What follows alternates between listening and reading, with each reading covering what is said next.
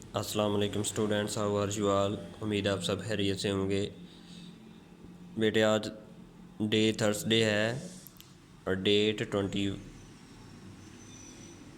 April 2021 ہے۔ Class 7 subject general science.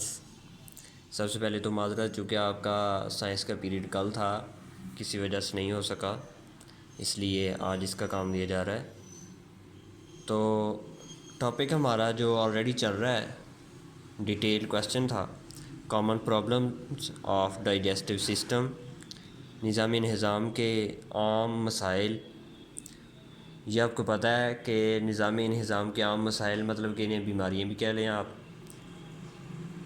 یہ 3 ہیں جو آپ کے سلیبس میں ہیں، ویسے تو بہت زیادہ ہیں، اس دن بھی آپ کو بتایا تھا۔ نمبر 1 ہے اسٹامک ایک، معدے کا درد۔ نمبر 2 ڈائریا، ہیضہ۔ نمبر 3 کانسٹیپیشن، قبض۔ تو آپ کو پتہ ہے کہ اسٹامک ایک ہم نے کر لیا تھا، آج ہم کریں گے ڈائریا۔ ڈائریا کیا ہے؟ ڈائریا یہ ایک ایسی بیماری ہوتی ہے، ایسا ایک مسئلہ ہے اسٹامک ڈائجسٹو سسٹم کا کہ جس میں ہمارے جسم سے جو فیسز، جو پخانہ وغیرہ ہے، وہ انتڑیوں میں، انٹسٹائنز میں زیادہ دیر نہیں ٹھہر سکتا، بلکہ جلد ہی جسم سے ایکسکریٹ ہو جاتا ہے، خارج ہو جاتا ہے، اور اس دوران جو ہم خوراک کھائی ہوتی ہے اس سے جسم میں پانی کا ایبزارب ہونا، واٹر کا ایبزارب ہونا بھی ناممکن ہوتا ہے، بلکہ واٹر ایبزارب نہیں ہوتا۔ یہی وجہ ہے کہ جب واٹر ایبزارب نہیں ہو پاتا تو پھر ڈائریا کے جو مریض جو ہیں، ان کے پیشنٹس جو ہیں، انہیں ڈی ہائیڈریشن ہو جاتی ہے، پانی کی کمی ہو جاتی ہے۔ تو اس کی کئی وجوہات ہیں، جن میں میجر ہے بیکٹیریل انفیکشن، کہ ایسا بیکٹیریا جو اس بیماری کا باعث بنے، وہ ہمارے جسم میں کسی بھی وجہ سے داخل ہوتا ہے تو یہ ہم اس کا شکار ہو جاتے ہیں۔ دوسری وجہ یہ ہے وائرسز اور پیراسائٹس کی وجہ سے بھی ایسا ہو جاتا ہے۔ تو اس سے بچنے کے لیے یہ ہے کہ ہم صاف ستھری خوراک کھائیں، تازہ خوراک کھائیں، گندی جگہوں سے جس طرح عام اوپن مارکیٹ سے چیزیں لے کر نہ کھائیں، تب ہم اس سے بچ سکتے ہیں۔ ڈائریا کے دوران پیشنٹ کو ORS سالٹ ضرور لینا چاہیے، نمکیات کی کمی ہو جاتی ہے، ڈی ہائیڈریشن ہو جاتی ہے، اور اس دوران پیشنٹ کو فوری طور پر ORS کا استعمال کروا دینا چاہیے۔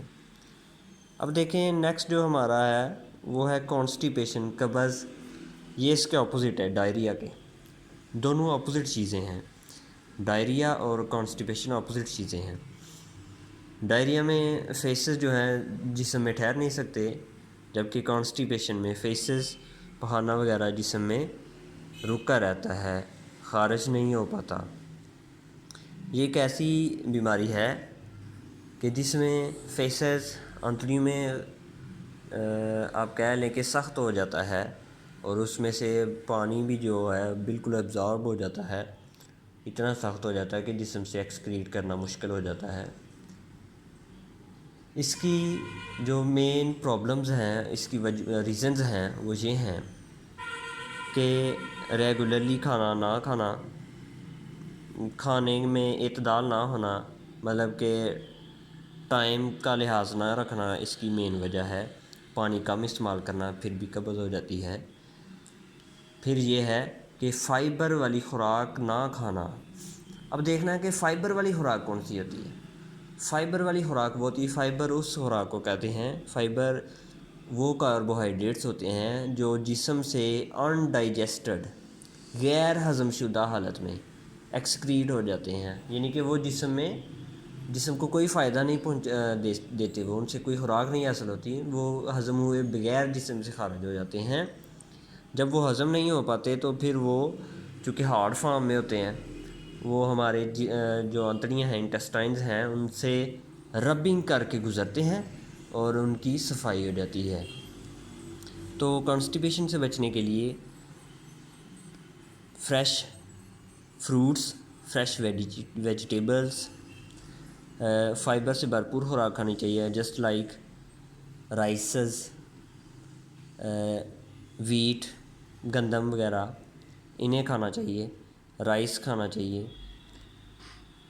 بناناز وغیرہ یہ سارے فائبر سے فل ہیں، ملک وغیرہ۔ تو ڈیئر اسٹوڈنٹس، آج کا ہمارا جو ٹاپک ہے یہ کمپلیٹ ہو گیا۔ لانگ کویسچن تھا common problems of digestive system, ان میں سے کسی ایک پر بھی ایسے بھی کویسچن آ سکتا ہے، right a note on stomach ایک، یا right a note on diarrhoea, right a note on constipation. تو آج کا ہمارا ٹاپک جو ہے وہ کمپلیٹ ہو گیا ہے۔ بک سے آپ کو جو پک ہے وہ میں سینڈ کر دیتا ہوں، جو آپ نے ہوم ورک کرنا ہے اور وہی آپ نے لیسن بھی تیار کرنا ہے۔ ٹھیک ہے جی، اوکے، اللہ حافظ۔